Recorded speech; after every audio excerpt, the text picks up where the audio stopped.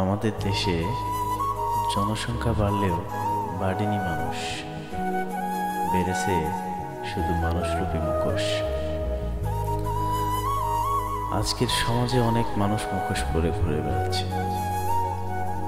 তারা হয়তো বাইরের হাসি মুখে মিষ্টি কথায় ভরপুর, কিন্তু তাদের ভেতরে লুকিয়ে আছে স্বার্থপরতা, প্রতারণা আর মিথ্যার বাহার।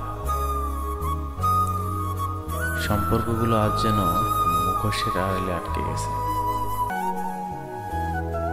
একসময় মানুষ মানুষকে ভালোবাসত নিঃস্বার্থভাবে।